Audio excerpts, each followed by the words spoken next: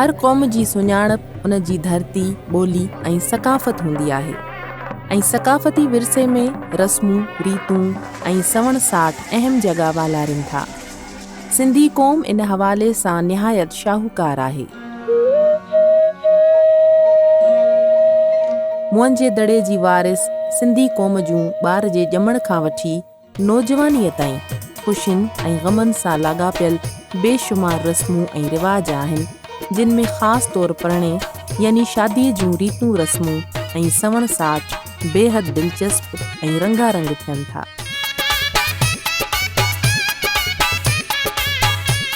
सक़ाफ़ती हवाले सां शादीअ जे ॾिहाड़े ते सिंध में थींदड़ रस्मूं बि ॿियनि समाजनि खां मुनफ़रिद आहिनि, जिन जो मुख़्तसिर विचूर हिन रीत आहे।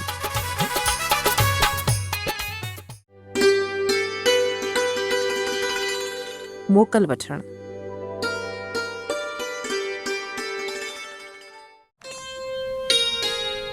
जीअं घर जा ॿार जवानी जी चांच खे पहुचण लॻंदा आहिनि त वालदेन जे दिलि में संदनि विहांउ जी ख़ुशी ॾिसण जी हुरखुर शुरू थी वेंदी आहे।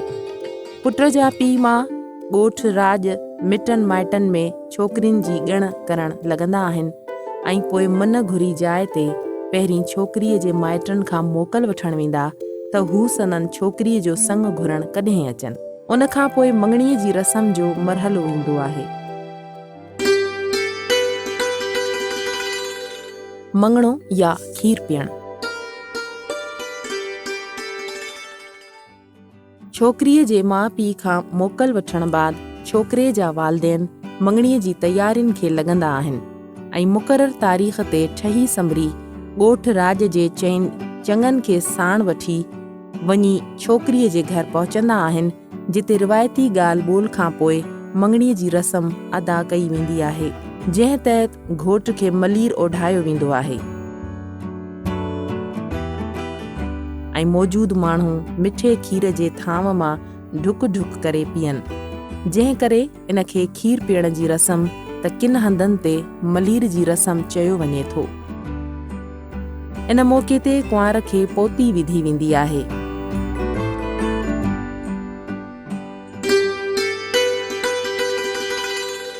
ॾींहं चिटा करणु।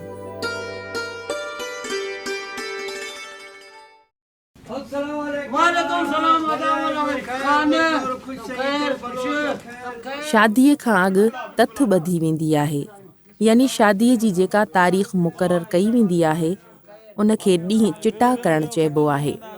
विहांउ जी इहा तारीख़ घोटे ता, कुंवारे ता ऐं राॼ जा चङा मठा गॾु वेही तय कंदा आहिनि। ॾींहं लाइ करे आया आहियूं, असांखे ॾींहुं ॾे, असां 14 तारीख़ जो संभरी आया आहियूं त जुमे जो ॾींहुं पए ऐं भलारो ॾींहुं पए, जॾहिं भाऊ वटि वञूं हुन सां हाल हवाल करियूं ऐं इन लाइ करे आया आहियूं। ॿियो मिड़ई ख़ैरु सारो भले आयो जी जी वाट। घोटेतनि तरफ़ां इन मौक़े ते ख़ारतूं पिणु विरहायूं वेंदियूं आहिनि।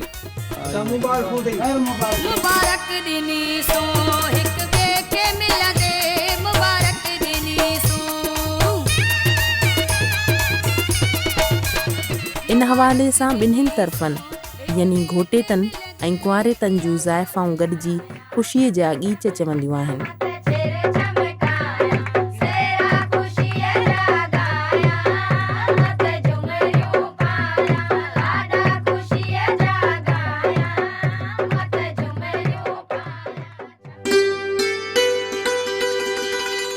बुकी।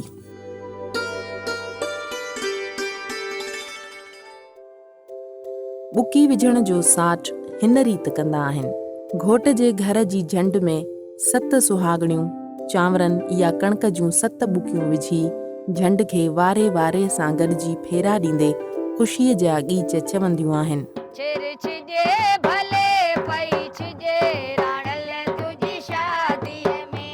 अनलप जा वारे सां झंड में पीअण लाइ विझबी आहे, जंहिंखे बुकी चइबो आहे। शादीअ खां अॻु घोटेतनि में बुकी विझण जी रस्म थिए थी, जेका शादीअ खां 21, 15, 7, 5 या 3 ॾींहं अॻु थिए थी। उमूमन शादीअ खां 15 ॾींहं अॻु इहा रस्म अदा कई वेंदी आहे। बुकी ॾींहं जे 3 पहर या सिज लथे महल विझनि। उन ॾींहं ते घोटे तां पंहिंजनि अज़ीज़नि खां सवाइ ॻोठ या राज जूं ज़ालूं बि सॾु ॾेई घुराइनि।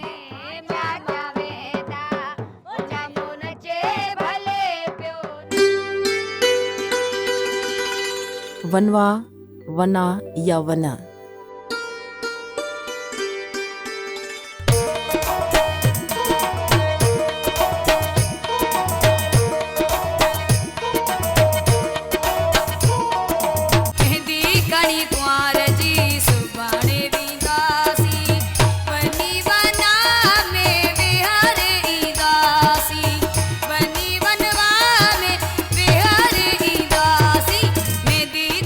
वना या वनवा शादीअ जी हिकु इब्तिदाई रस्म आहे जंहिंमें घोटेतनि जूं औरतूं कुंवार खे वनवाह जे मख़सूस पीले फिके रंग जी पोती पाराए ऐं अखियूं ॿधी मुख़्तलिफ़ सवण साठ करण बाद घर जी हिकु कुंड में विहारींदियूं आहिनि। वनवाह जो वॻो कुंवार खे शादी वारे ॾींहं ताईं पातल हूंदो आहे। हीअ रस्म सिंध समेत ॿियनि इलाइक़नि ऐं क़ौमनि में बि थींदी आहे। वनवाह जी रस्म तहत शादीअ जी तारीख़ मुक़ररु थियण बाद कुंवार खे 7 ॾींहं किथे वरी 5 या 3 ॾींहं वनाह में विहारिनि। वनवाह जी रस्म में घोटेतनि तोड़े कुंवारेतनि पारां रुॻो औरतूं शामिल थींदियूं आहिनि।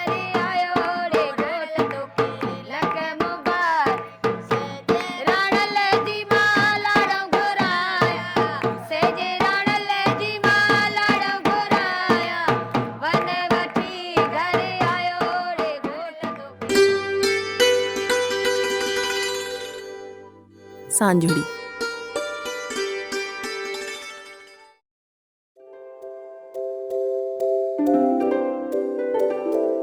कुंवार खे वनवाह में विहारण खां पोइ ॻोठ राज जूं औरतूं रोज़ सिजु लहण जे वक़्तु जंहिं घर में कुंवार वनवाह में वेठल हूंदी आहे हुन जे ॿाहिरां भी टोलीअ जी सूरत में सांझड़ीअ जा गीच चवंदियूं आहिनि जंहिंखे सांझी ॾियणु चवनि।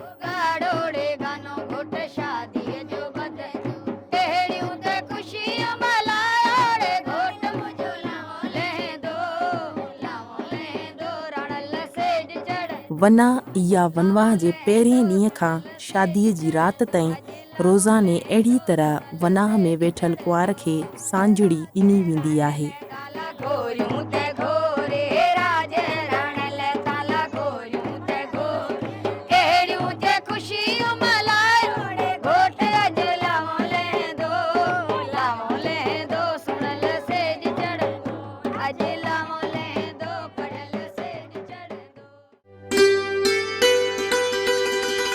गानो ॿधणु।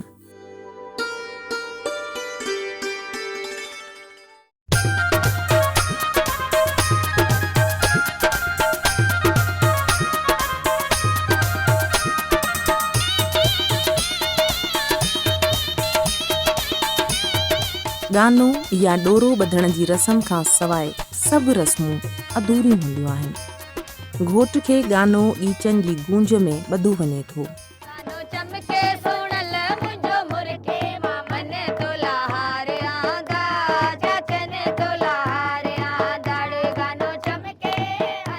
गानो रंग बरंगी टाउरनि सां मढ़ियल ऐं सुहिणो ॾोरो थिए थो जेको घोट जी साॼी बाह में संदसि भेण या का वेझी अज़ीज़ ॿधंदी आहे।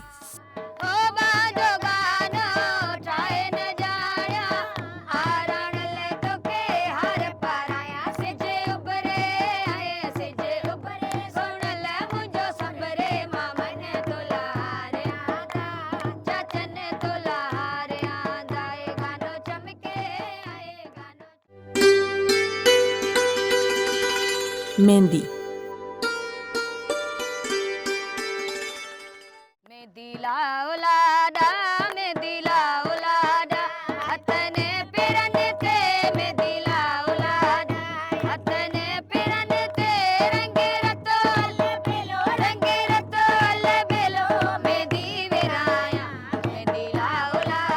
शादीअ खां हिकु ॾींहुं अॻु कुंवार ऐं घोट खे मेहंदी लाइण जी रस्म कई वेंदी आहे।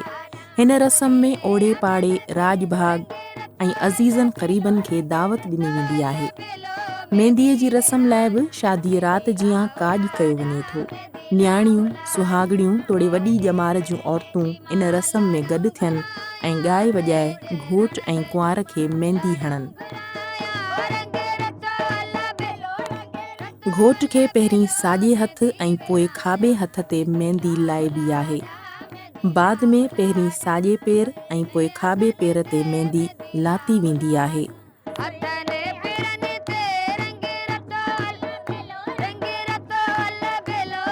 घोट खे मेहंदी घणो करे संदसि भेनरूं ऐं ॿियूं सुहागणियूं लाहींदियूं आहिनि।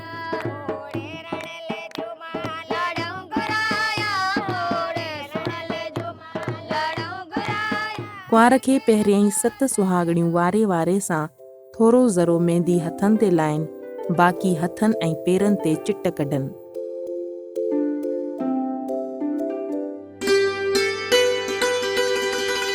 निंडो खोलणु। कस को न लगिया भूरी मडम मिलिया, भूरी मडम मिलिया। कुंवार जा वार जेकी गुतियल, सूधियल, संवारियल हूंदा आहिनि, उन्हनि खे सुहाग जे सिंगार खां अॻु खोलण खे निंडो खोलणु चइजे थो। जंहिं मुताबिक़ ज़ाइफ़ाऊं गीच ॻाईंदे उहे गुतियल वार खोलींदियूं वेंदियूं आहिनि।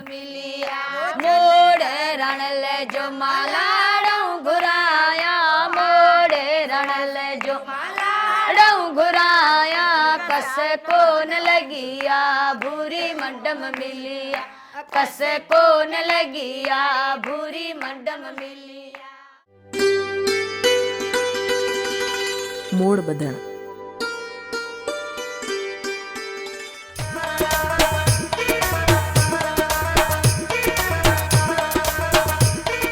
घोट खे मोड़ ॿधण वारी रस्म ॼञ जी कुंवार ॾांहुं रवानगीअ खां अॻु कई वेंदी आहे। घोट खे तयारु करे घर जे अङण में खट ते विहारबो आहे। घोट खे अजरक ऐं पोतीअ जी ॿट मथां मोड़ ॿधा वेंदा आहिनि। मोड़नि जी महल खे ॾिख जी महल बि चवनि।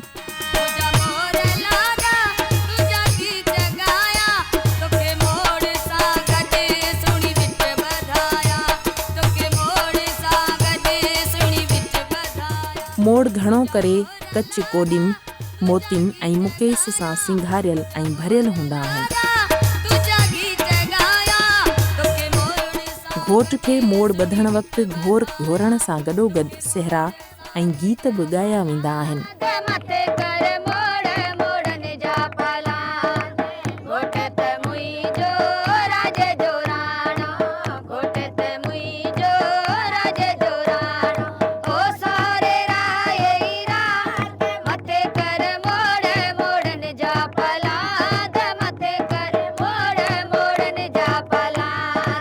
इन हवाले सां भिटाई सरकार जो हिकु बेत पिणु मिले थो, जंहिंमें ॾिख विहारण जो ज़िक्र हिन तरह मिले थो। आयो सो अतूर जंहिं ॾिखियूं ॾिख विहारियूं।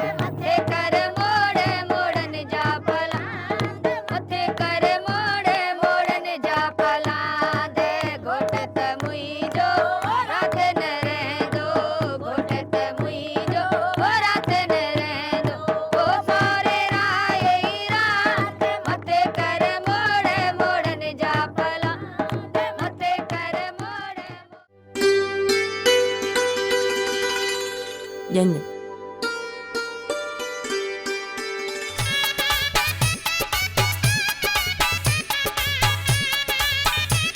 अवाइली दौर में ॼञ लाइ ॾांद गाॾियूं, महरी उठ ऐं भला घोड़ा इस्तेमालु थींदा हुआ ऐं अॼु बि सिंध में किन हंधनि ते इहो रिवाज नज़र अचे थो। ॼञ चढ़ण वक़्तु ॻोठ राज जूं ज़ाइफ़ाऊं मौक़े जी मुनासिबत सां साठ ॻया चवंदियूं आहिनि, जॾहिं त ॼञ चढ़ण वक़्तु माहौल ढोल शरनाइनि जी आवाज़ सां गूंजी उथंदो आहे।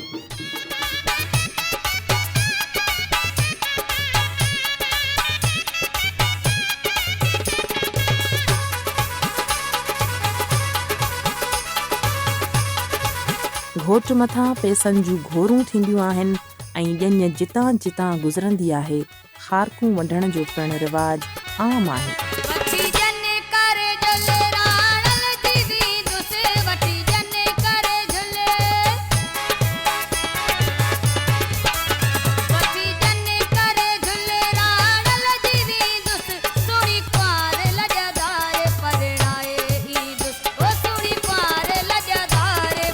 मनाए ईदुस।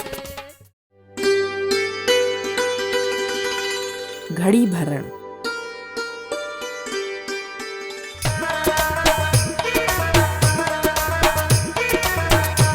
शादीअ जे ॾींहुं घोटेतियूं ऐं कुंवारेतियूं सुहागणियूं ईच ॻाईंदे घड़ी खणनि, जंहिंजे मथां ॻाढ़े कपिड़े या पोतीअ जो छट कंदियूं आहिनि।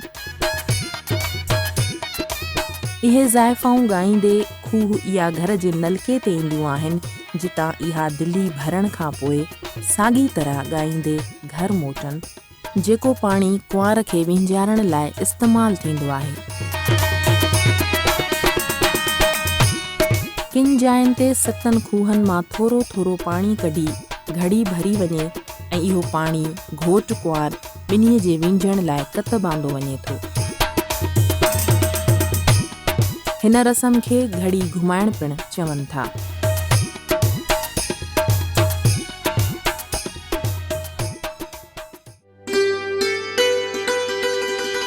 पिड़ो या कोठो ॾेखारणु।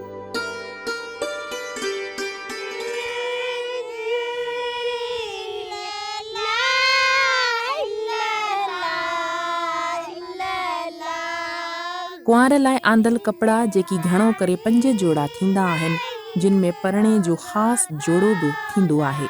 जॾहिं त इन सामान में कुंवार जा ज़ेवर ऐं ॿियो ॾाज शामिल हुजे थो, जेको घोट या कुंवार जे बजाए पाड़े में कंहिं मिट माइट वटि रखी उतां खंयो वेंदो आहे। जेको काज में शरीक औरतुनि खे ॾेखारियो वेंदो आहे, तंहिंखे पिड़ो चयो वञे थो।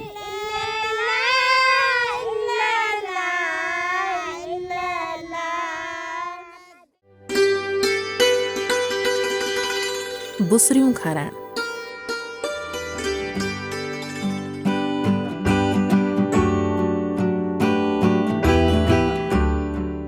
बुसरियूं खाराइण जी रस्म कुंवारेतनि पारां अदा कई वेंदी आहे। किथे पीहूं त किथे वरी ताहरी बत खाराए घोर पिणु वरिती वेंदी आहे, जेका पिणु कुंवारे था खणनि।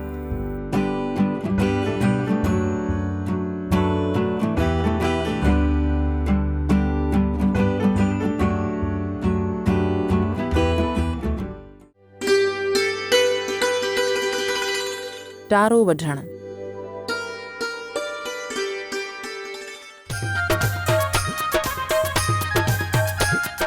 हिन रस्म मुताबिक़ 4 ज़ाइफ़ाऊं हिकु चादर जे चइनी पलांदनि खे झले ॻाठ उभो करे हलनि ऐं घोट उन चादर जे हेठां हली पोइ ॻोठ जे ॿाहिरां कंहिं कंडे जे वण या कंहिं बि साए वण जी टारी घोट खां कुहाड़ीअ सां हिक ई धक सां वढराइनि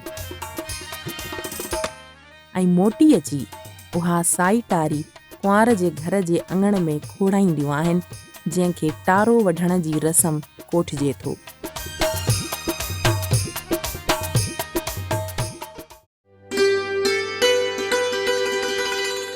निकाह।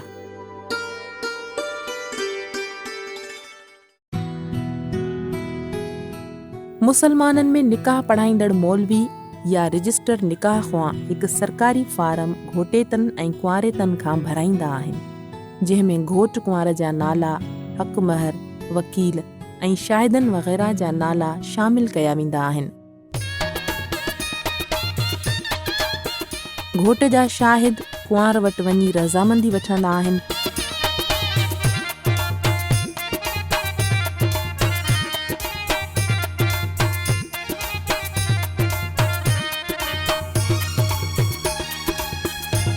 जॾहिं त कुंवार जा शाहिद घोट खां रज़ामंदी वठी निकाह विझराईंदा आहिनि।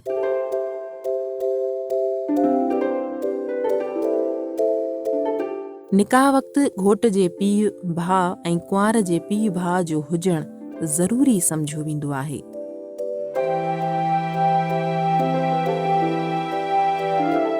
मौलवी निकाह पढ़ी दुआ घुरंदो आहे। अहिड़ी रीति घोट कुंवार जी शादी क़ानूनी शक्ल वठंदी आहे।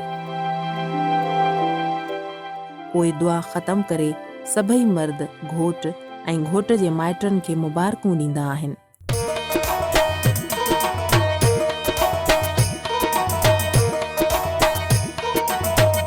निकाह में अक्सर खारकूं, पताशा या लॾूं वग़ैरह विरहाया वञनि था।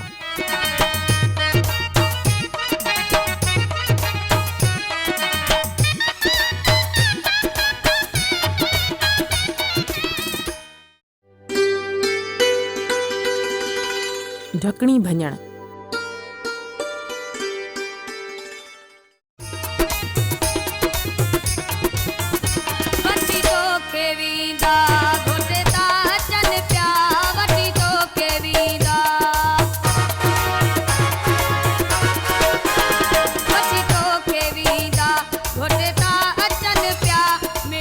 शादीअ जी रस्मुनि में ढकणी भञण जी रस्म जो ज़िक्र शाह साईं जी शाइरीअ में पिणु मिले थो।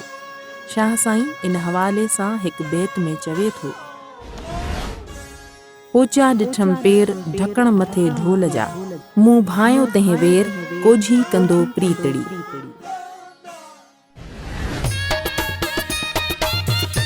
ही रस्म सिंध में अॼु बि मुरविज आहे।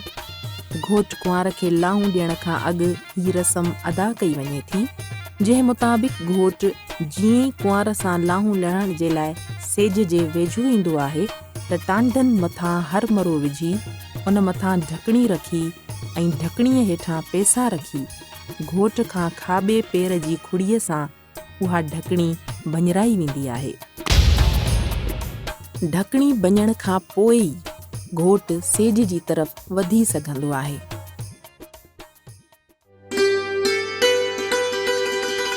ॾावण ॾाइण।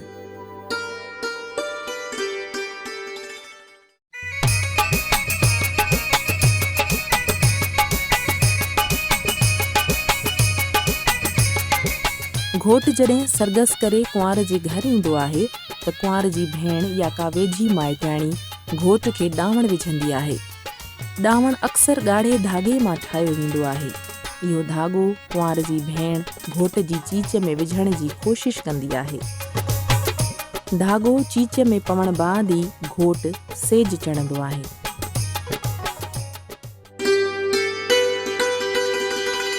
लाऊं।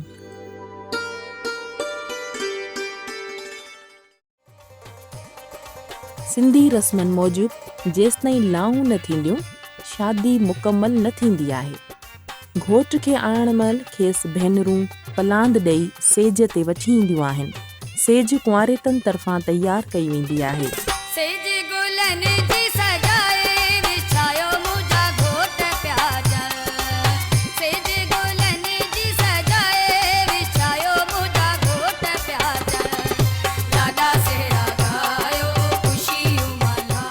अक्सर सेज ॻाढ़े रंग जी तयारु कई वेंदी आहे। पोइ सेज विछाए विच में विहाणो रखियो वेंदो आहे। विहाणे जे हिक तरफ़ कुंवार ऐं ॿिए तरफ़ घोट खे विहारियो वेंदो आहे। पोइ वारे वारे सां माइट अज़ीज़ लाऊं ॾियणु शुरू कंदा आहिनि।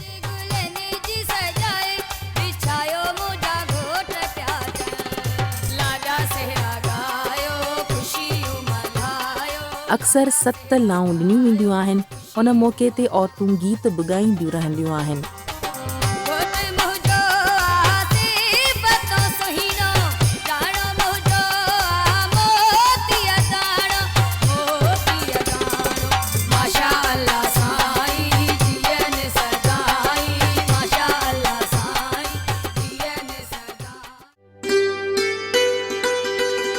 तिरमण या चांवर मण।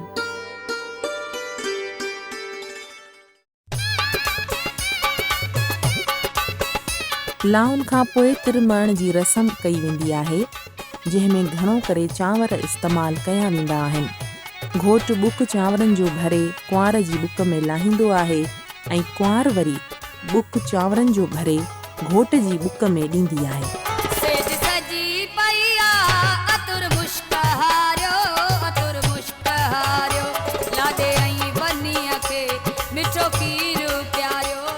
ईअं 6-7 दफ़ा कंदा आहिनि। उन खां पोइ घोट पंहिंजे रुमाल सां कुंवार जा हथ उघंदो आहे।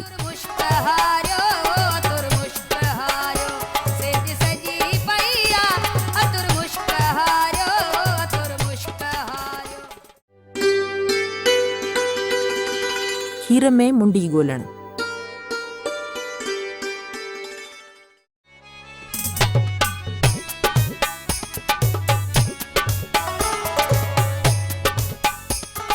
लाऊं ॾियण खां पोइ खीर आंदो वेंदो आहे, जंहिंमें घोट जी मुंडी विधी वेंदी आहे। पोइ कुंवार ऐं घोट इहा मुंडी ॻोल्हींदा आहिनि। जंहिं पहिरीं मुंडी ॻोल्ही उहो खटे वेंदो आहे।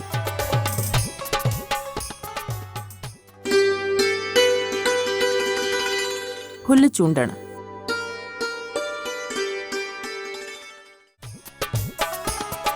फुल चूंडण जी रस्म तहत कुंवार जे भरिसां वेठल औरत कुंवार जे मथे ते कपह जूं पोणियूं रखंदी वेंदी आहे ऐं घोट इहा कपह चूंडींदो वेंदो आहे।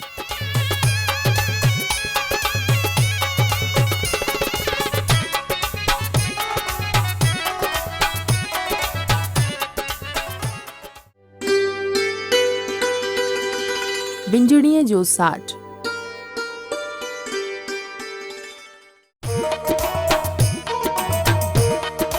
विंजणी घोट जी अजरक जी कुंड में वेढ़े कुंवार जे गोॾनि ते, कुल्हनि ते, निरड़ ते ऐं मथे ते लॻाई वेंदी आहे। इहो साठ 3 दफ़ा कयो वेंदो आहे।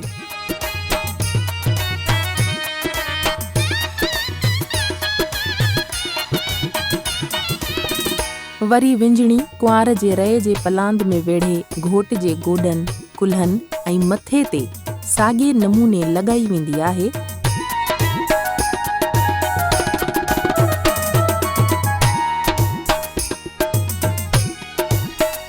उन खां पोइ इहो पखो विंजणी कुंवार खां झलराए घोट खे हवा लॻराई वेंदी आहे ऐं वरी विंजणी घोट जे हथनि में ॾेई कुंवार खे हवा लॻराई वेंदी आहे।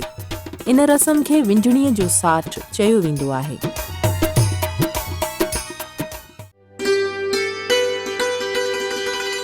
मुठ खोलाइणी।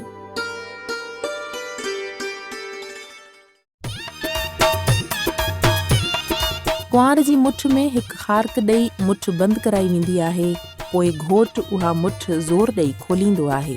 कॾहिं मुठ खुली वेंदी आहे ऐं जे मुठ न खुलंदसि त हार मञींदो आहे ऐं कुंवार खे का सूखड़ी ॾियण जो अहद कंदो आहे ऐं कुंवार मुठ खोलींदी आहे। मुठ में जेका ख़ारक ॾिनी वेंदी आहे उहा कुंवार संभाले रखंदी आहे। उहा ख़ारक राति जो अकेलाईअ में घोट ऐं कुंवार खे अधु अधु खाइणी पवंदी आहे।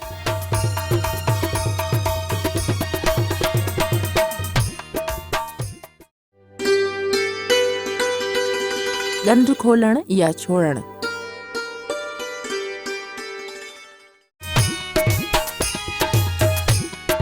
कुंवार जे रए जो पलांद घोट जी अजरक जे पलांद सां ॿधो वेंदो आहे। पोइ घोट उन ॻंढ खे चीच ऐं आंगूठे सां खोलींदो आहे। इन रस्म खे ॻंढ खोलण या छोड़ण चयो वेंदो आहे।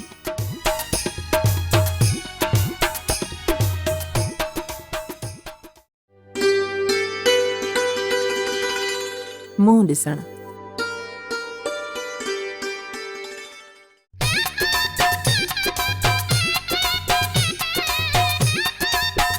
मुंहुं ॾिसण लाइ आईनो आंदो वेंदो आहे जेको कुंवार ऐं घोट जे विच में रखियो वेंदो आहे। मुंहुं ॾिसण लाइ कुंवार जो घूंघट थोरो मथे कयो वेंदो आहे ऐं घोट आईने में कुंवार जो मुंहुं ॾिसंदो आहे।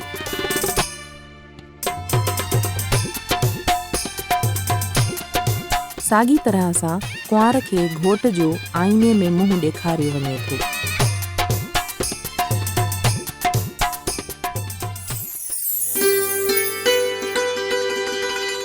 बूट लिकाइण।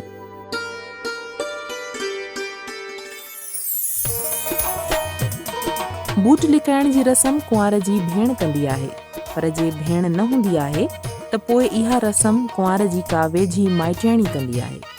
इहा रस्म उन वक़्तु कई वेंदी आहे जॾहिं घोट सेज तां उथंदो आहे ऐं साली बूट तेसिताईं न ॾींदी आहे जेसिताईं घोट पैसा न ॾींदो आहे।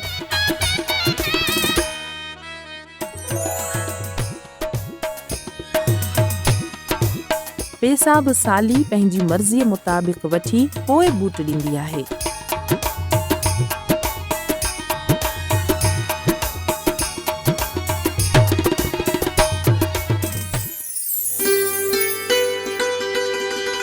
कुटी खाराइण।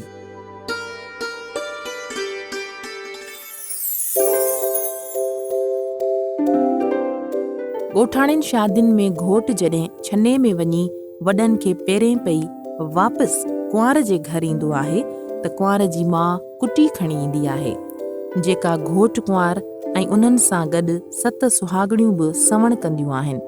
कुटीअ जो पहिरियों गिरह कुंवार ऐं घोट हिक ॿिए खे खाराईंदा आहिनि।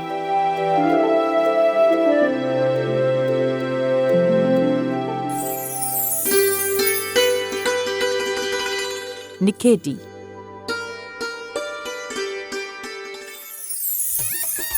निकाह पवण खां पोइ घोट कुंवारे ते घर में तरसी पियो त रस्म मूजिबि घोट जी भेण या माउ घोट जी लूंगीअ अजरक जो पलांद कुंवार जी चुन्नीअ जे पलांद सां ॻंढे कुंवार खे पेके घरां निखिड़ाए घोट सां गॾु पंहिंजे घर वठी वेंदी आहे।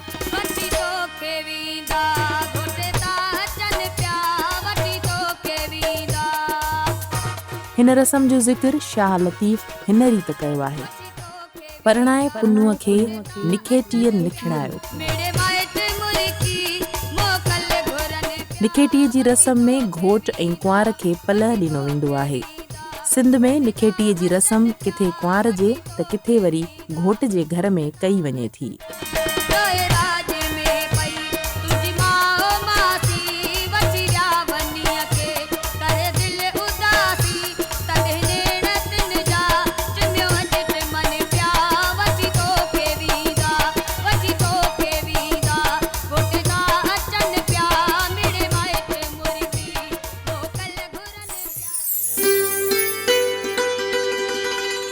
सतावड़ो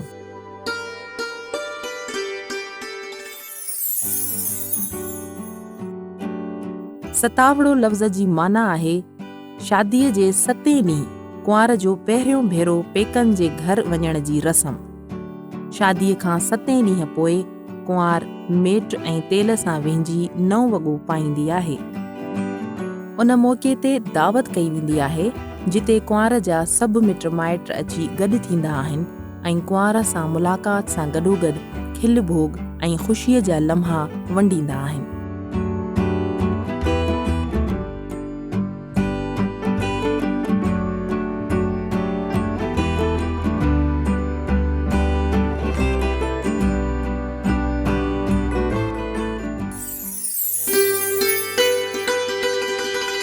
हिंदुनि जी शादी।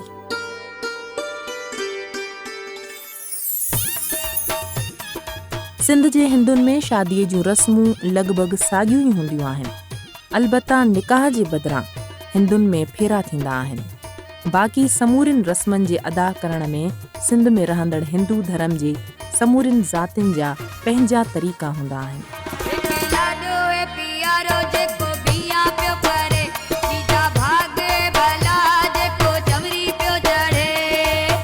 हूअं हिंदुनि में शादीअ जा 7 फेरा थींदा आहिनि पर सिंध जा हिंदू 4 फेरा खाइनि। अहिड़ी तरह सिंधी क़ौम जूं ही रीतूं रस्मूं ऐं सवण साठ ॿियनि क़ौमनि खां उनखे अलॻि हैसियत ॾियारीनि थियूं।